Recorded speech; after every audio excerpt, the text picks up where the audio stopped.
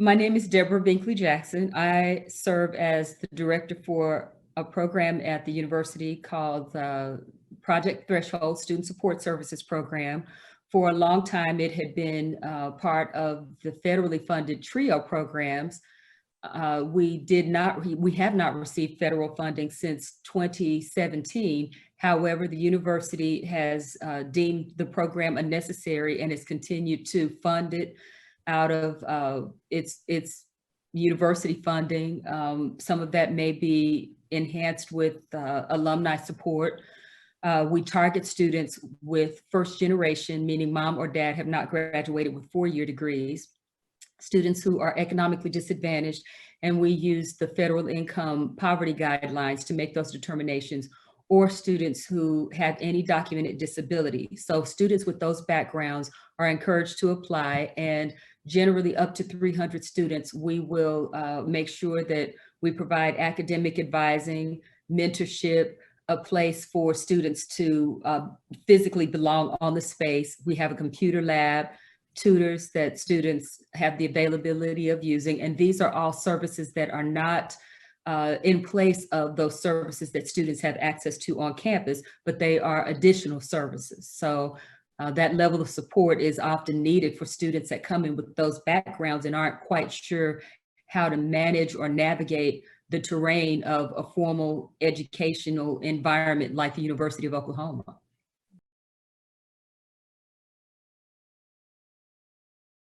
I often tell our students, don't be fooled by that. We know who you are, we know how to find you. So just in case you thought you could get lost, then we challenge that, and definitely our students see that really within their first semester, that we're very involved with not only what's going on with them academically, but it matters if they're working, it matters if they're commuting, it matters if they're first generation, it matters if they're working with limited finances, it matters if they're working with disabilities and they don't know how to access resources that are not to be used as a crutch, but certainly an assistance to help them get through the program and not make it quite as difficult.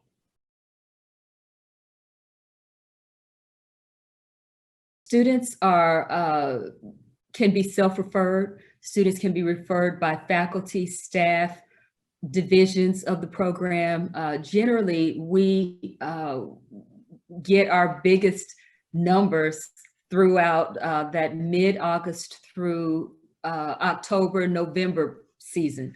The very first weekend that the university, just before classes start, we will meet with all of our multicultural divisions and let them know the criteria for program applicants. And that following Monday, we get students who come in. So in large part, they're self-referred, but they can be referred any number of ways. We have some students who are referred to us, particularly our transfer students, who may come to us via other universities. So other programs within the state that have TRIO programs, if they know that they have a student that's coming to OU, they may contact us directly.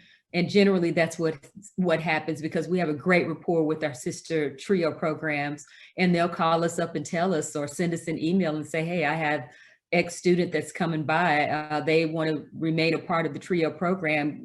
Can you take care of my student? And we are more than happy to do so. Our kind of internal motto within TRIO is once in TRIO, always in TRIO. So these are students that will automatically qualify for our program if they've been a part of any TRIO program.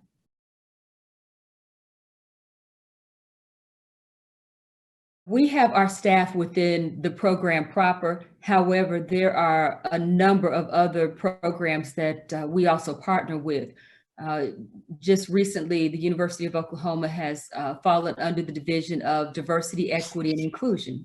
And that within that program, there are other programs that have also been brought in, namely Disability Resource Center. So we get students who are referred to us from that program.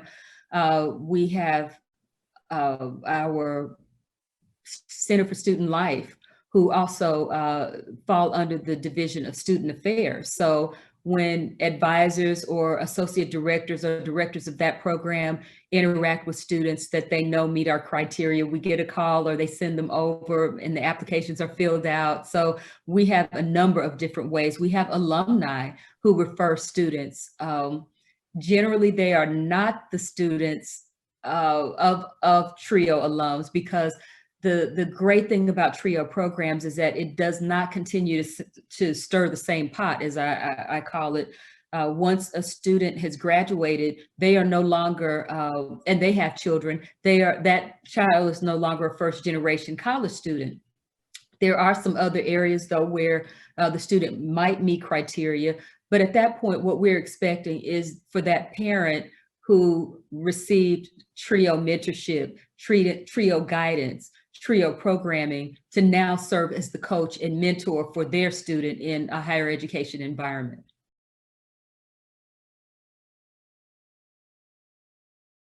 We provide whatever the student needs. There really isn't a one size fits all for each student, because those needs are individualized. There are some students, we kind of use that anecdotal approach with the students. We know that their freshman year, our students may be in the office every single day, at least once a week they're coming in and we meet with them, but very often it might be every day via email, an office visit, telephone, a text or something. And that will go on usually through maybe the first semester of their sophomore year.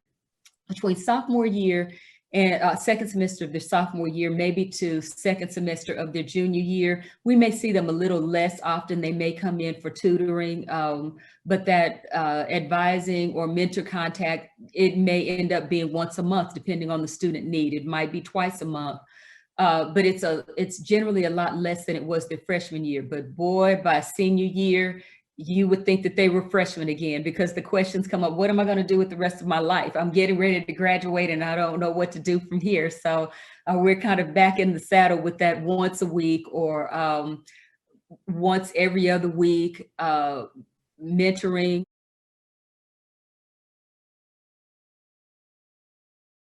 Beyond the graduation stage, we have students who continue to contact us and let us know that they're ready to go to a master's program. We write a letter of recommendation or a referral letter for them. Why? Because they know that we have known them since their feet hit the university campus. We can really testify as to their personal, professional, their educational growth in a way that few others can. So we have students, I mean, I've been doing this work for over 20 years, and I still have students almost weekly who have contacted me that I worked with 15, 20 years ago. They let us know what they're doing. We're still Facebook friends with them, Instagram contacts. So it's really a lifetime approach that I would find it hard to be matched with almost any other arena because students just, a lot of times, even when students graduate from various schools, they may know the last place where that teacher was, but the teacher may have moved on to another school district. Our students, they tend to know, they still tend to know who we are. If we're within Facebook, they're going to find us. So it's really mentorships that turn into friendships that in so many ways turn our students into colleagues. So that's really how long some of those relationships last. That's in large part why the students continue to connect with the program. It's all about the relationships. We can have those conversations with them about, you know, why, if your grades look horrible, why is that the case? What can we do to change that?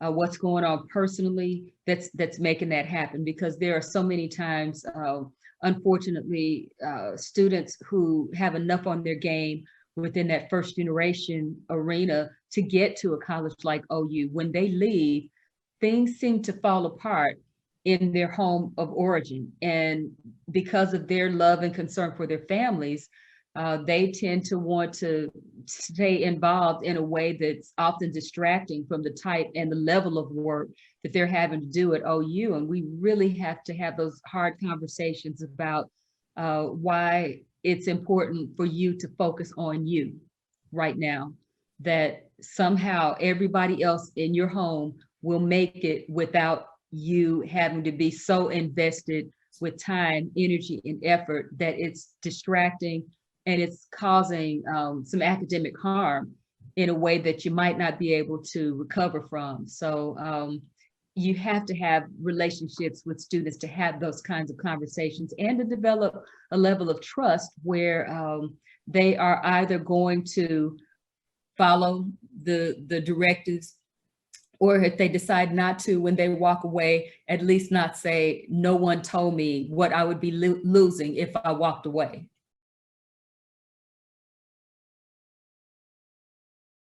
Really 100% focused on retention and graduation. Again, once a student reaches a level of access into the university, our job is to make sure that they stay and they graduate.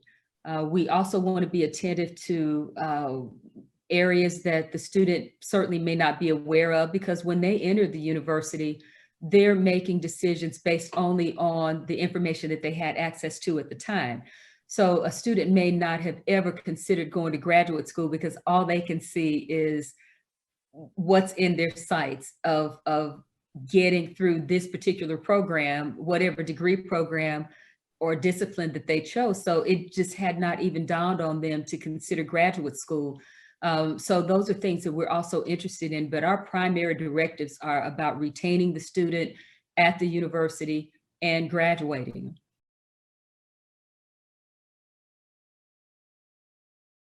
Our program is not responsible for having to track students beyond graduation. However, again, because of the relationships, so many times they track us. So we know how to reach them. It may be via Facebook, Instagram, some of the other social media programs.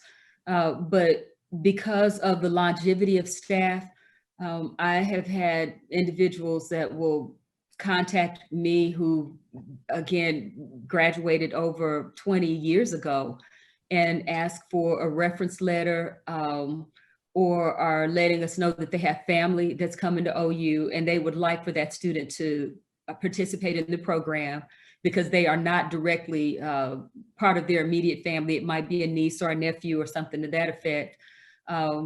So although we don't have to track them, we can also go through the University of Oklahoma alumni base to contact students if we need to, but our program is not really responsible for tracking them beyond graduation.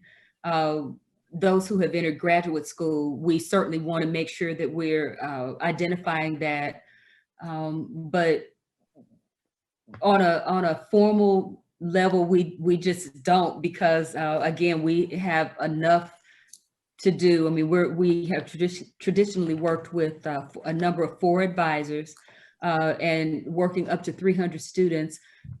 That's our primary focus.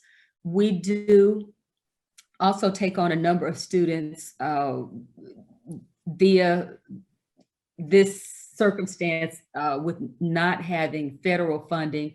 It's something that we have been able to take on a little bit more of, working with students who don't meet criteria for the program.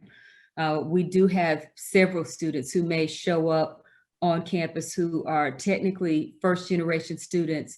The federal government indicates that students who are up to 24 and are dependents of their families, have not set up their own household, are not wards of the court, are not military, are still dependents of their families.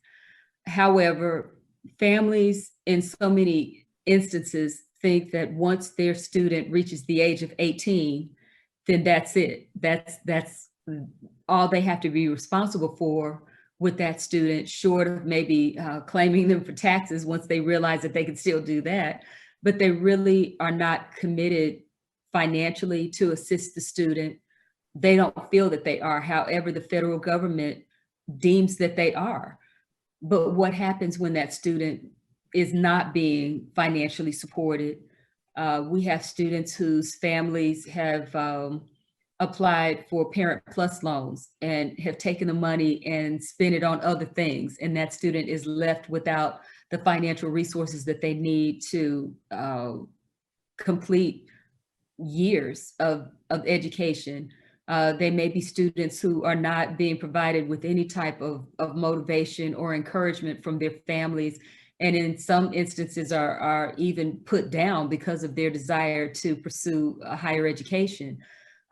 These are students that, again, we can't walk away from. So the university has a coaching program that all of our advisors have participated in the training. We're working towards certification as academic life coaches. We have an amazing leader in that area, Kathleen Shea Smith, Dr. Kathleen Shea Smith, who herself serves as a mentor, as a coach. And so that's kind of the area that we also work within with the university.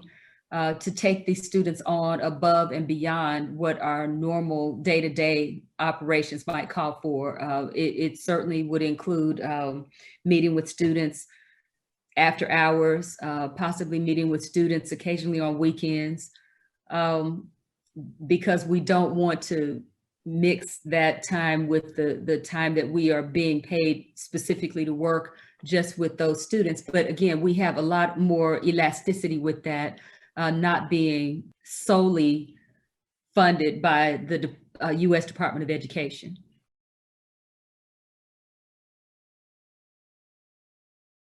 The program that we use is called Student Access. That's the program that we have purchased to help us keep what we think of as a receptacle database for these students. So once they are in the program, yes, we document the year that they joined the program, the year that they were admitted to the university.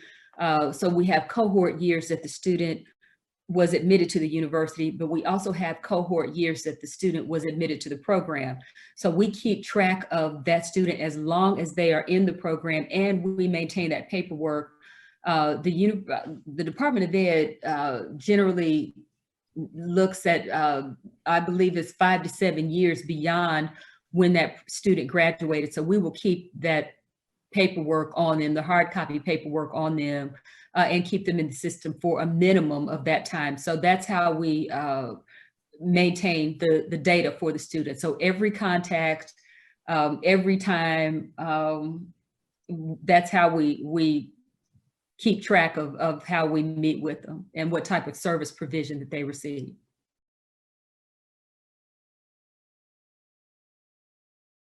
Each of the advisors, we are the ping.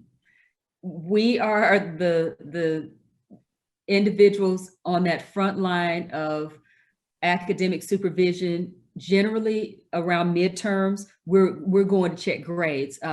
Usually, sometimes teachers post the grades. They've really tried to encourage all of the faculty to make sure that they get grades, midterm grades submitted, because that gives us a baseline about halfway through the semester to know whether that student is really academically successful or not. And initially, I will always ask a student, how are your grades?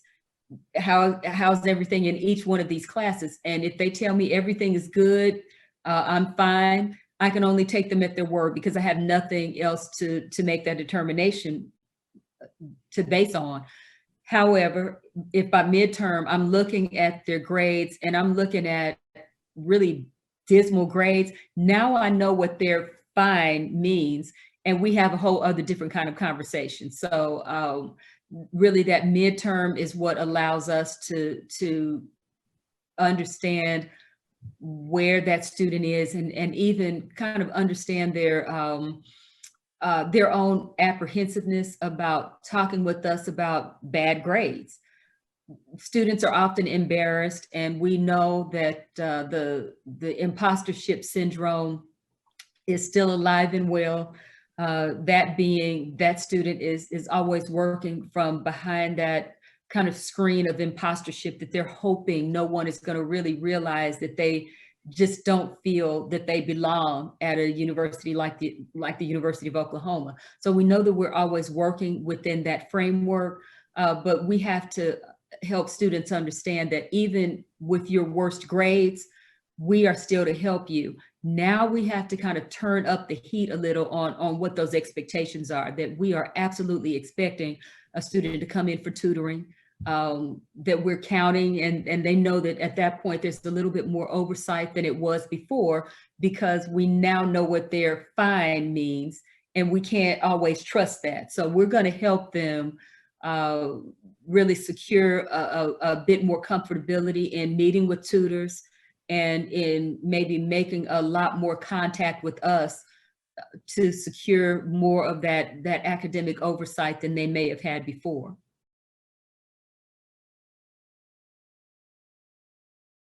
We have had a 99 to 100% retention rate, and our graduation rates per cohort, meaning that all of the students that came in within a particular cohort, to graduate them within a 6-year cohort, we have not seen anything below an 80% in the last 6 years. I could probably go back longer than that, but I know that for the last 6 years, we were looking at a 76%, a minimum of a 76% graduation rate within those cohorts. So every cohort that came in within a 6-year period, we were able to get a minimum of 76% of those students graduated.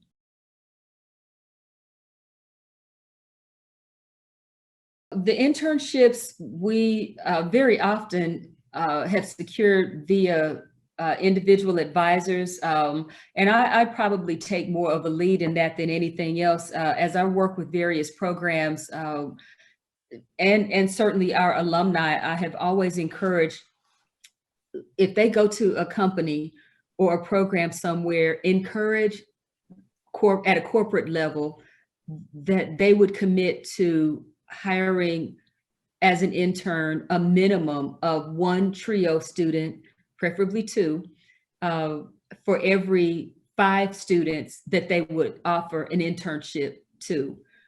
We think that there's no better testimony about TRIO success than our graduates. It's not quite as robust as I would like to see it. So we're always looking for companies, divisions within programs, be they city, state, civic, community organizations and agencies, to take on TRIO students as interns at every opportunity. So this is something that we within the program have had to develop on our own. It's not particularly something that the university has helped in that capacity, because we do have a career services program, but it's really about assisting any student that might have the discipline in a particular area that a company is looking for. There are all kinds of programs. We don't really care where it is. There are some programs just recently, maybe for example, the Stronger Together, as really a vocal point for people in Oklahoma to have conversations about the strength of diversity, about encouraging communities where people who might not be courted to participate in community events or internships can begin to invade those spaces.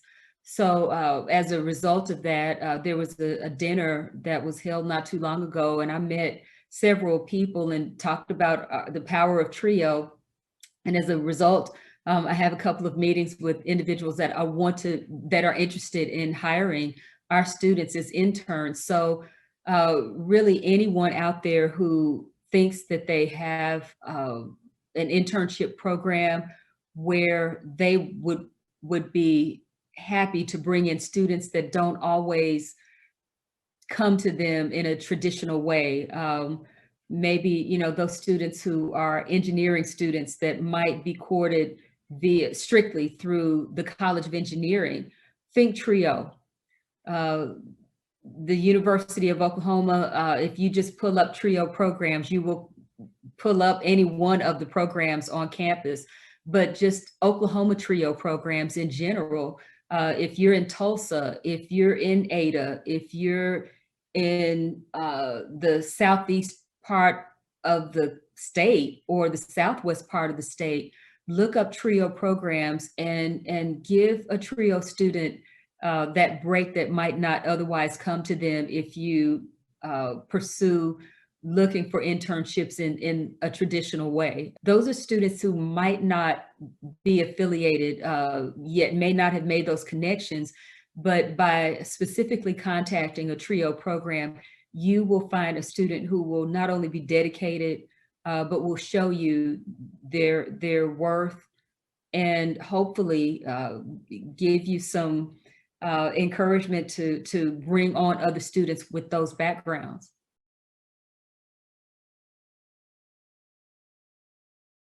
If there is a student that anyone thinks is falls within that target group of first generation, economically disadvantaged, or students with disabilities, to please let us know, particularly those individuals who work with child welfare within the Department of Human Services.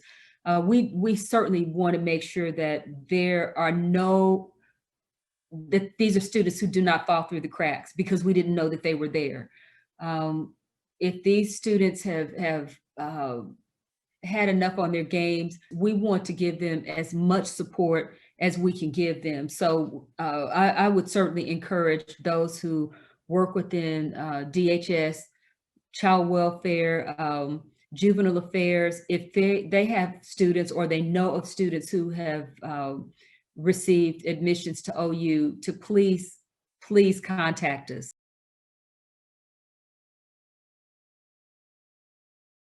My encouragement would certainly be to talk with each of their division heads and really make sure that they're coordinating, they're developing those partnerships.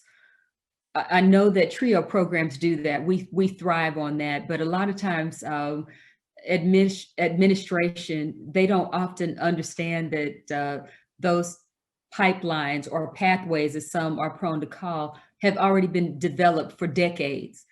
So I think, unfortunately, because the power of TRIO is just not as widely known because it is a federal program, I would continue to admonish and encourage each of us to contact our state representatives to let them know that mentoring is not just a nice thing to do. It's an essential to helping our students see the power of education in and out of the classroom. We know that state funding is not always there, and in so many ways has been reduced to embarrassing numbers.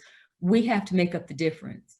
And if we're committed to being citizens of the state, it's just not a nice thing to do. We're going to have to fill in those gaps. Our students, our state, it's worth it.